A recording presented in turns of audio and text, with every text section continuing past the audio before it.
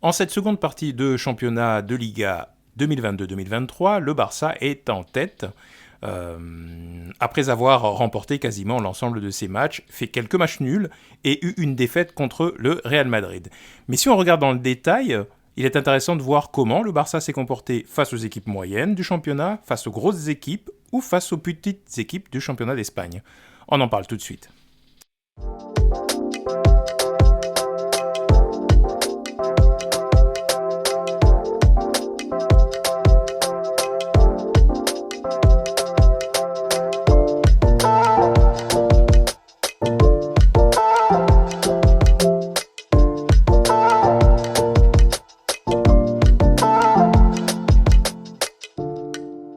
Bienvenue sur Barça Today. Aujourd'hui, nous allons regarder dans le détail comment le Barça s'est comporté le long de cette première partie du championnat de Liga, voir un petit peu s'il y a des tendances dans le mode de fonctionnement de cette équipe, cette nouvelle équipe du Barça, comment elle se comporte face aux petites équipes, aux équipes moyennes et aux grosses équipes, dites grosses équipes de Liga.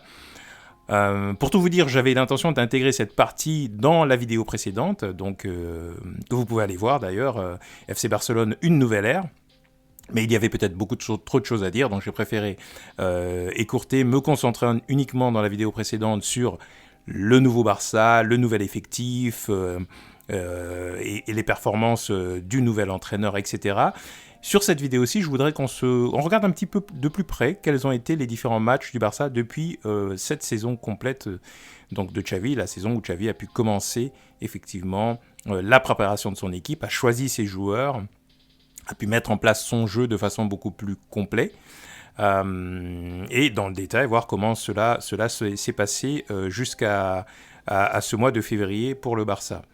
Donc pour ça, on va juste regarder ce graphe, hein, en tout cas ce tableau, simplement, qui nous détaille les différents matchs depuis la première journée du championnat, donc contre le Rayo Vallecano, donc où le Barça arrivait pourtant après une préparation excellente, où il y avait eu pas mal de bons matchs, notamment une victoire contre un Classico, même en préparation contre le Real, où le Barça l'avait emporté 1-0.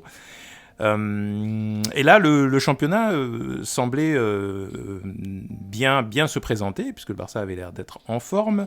Et patatras, donc premier nul contre le Rayo Vallecano, match difficile, il faut bien le dire, hein, où le Barça n'avait pas réussi à trouver les chemins du filet. Le Rayo avait joué de façon extrêmement bien resserrée derrière, collectif, costaude. Et donc ça avait été difficile pour le Barça de démarrer. Quand on regarde bien le championnat, on voit que dès le départ, il y a eu une première confrontation solide face à la Real Sociedad.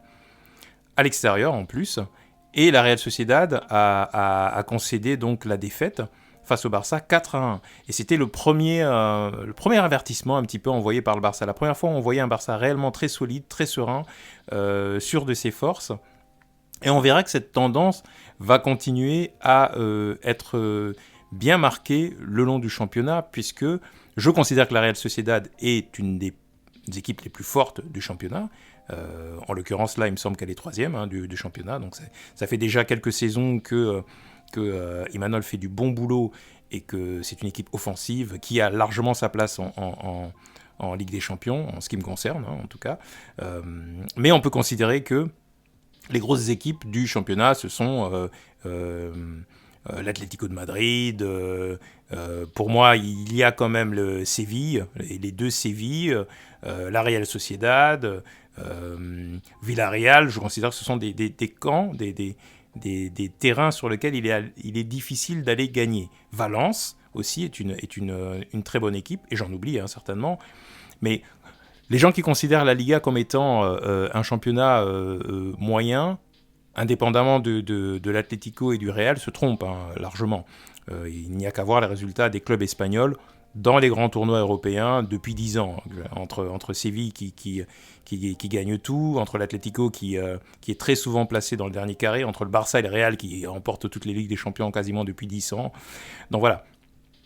C'est sûr et certain que si le championnat était aussi faible, les équipes espagnoles ne pourraient pas remporter de grands trophées européens parce qu'ils auraient le syndrome du Paris Saint-Germain, par exemple, à savoir un championnat où on fait 30 matchs dans l'année de niveau moyen, et quand on arrive en Ligue des Champions, forcément, on n'est pas habitué au rythme que l'on voit là.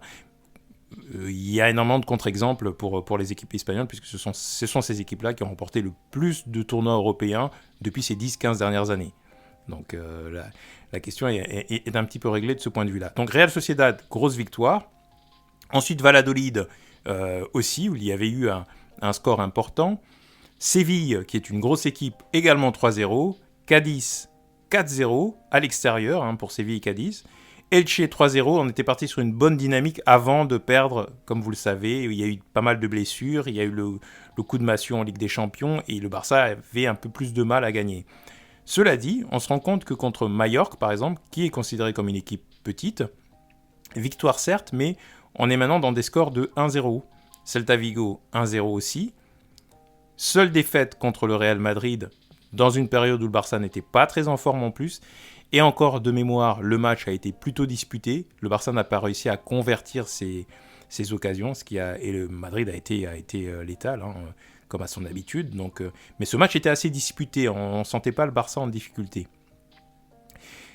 Le Barça s'est ressaisi derrière avec une victoire contre Villarreal, à domicile, une victoire contre l'Athletic. Et là, vous voyez un petit peu la tendance se dessiner. Vous avez vu Celta Vigo, c'était dur, Mallorca, c'était dur.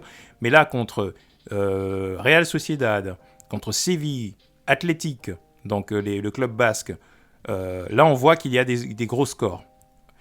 Valence, Almeria, Osasuna, on retrouve des scores assez serrés. 2-0, 2-1, 1-1 pour l'Espagnol Barcelone. Donc, on se rend compte que contre des équipes qui sont milieu de tableau, bas de tableau, qui ferment le jeu en règle générale, et ça on le sait, le Barça a beaucoup de mal à aller chercher la victoire. Le Barça va avoir une possession importante, mais va avoir beaucoup de mal à aller chercher la victoire.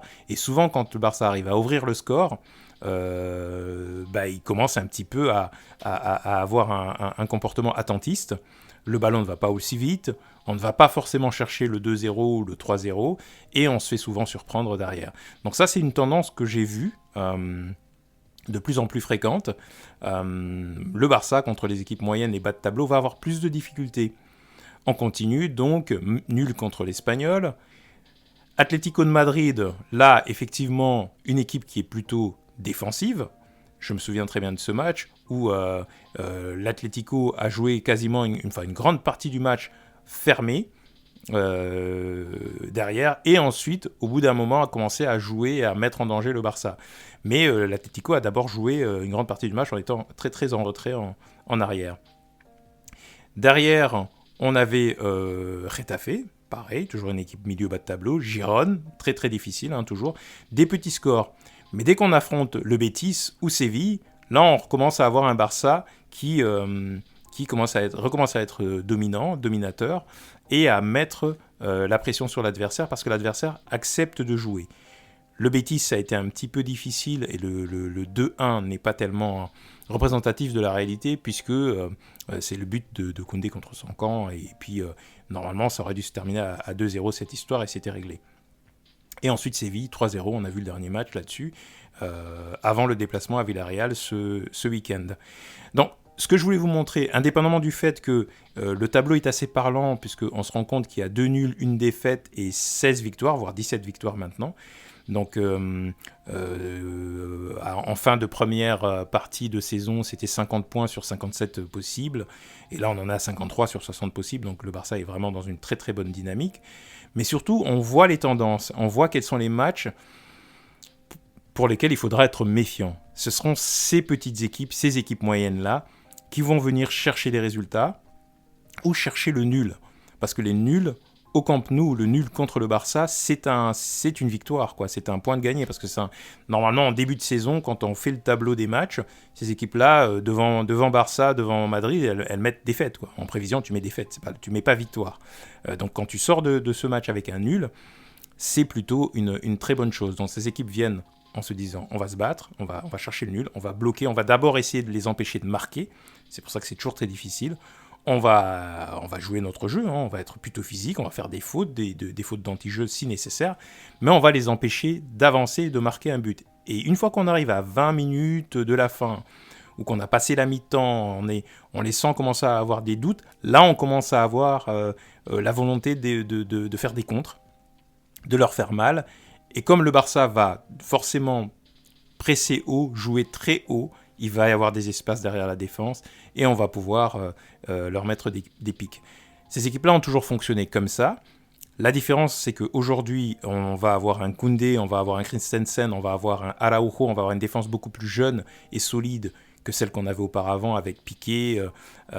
C'était plus compliqué, c'est-à-dire que dès qu'on était pris derrière la défense, on n'avait plus la jeunesse, les jambes, la vitesse pour aller rattraper l'attaquant qui était parti en flèche. Aujourd'hui, avec Araujo ou Koundé, c'est plus la peine, ce n'est plus la même histoire.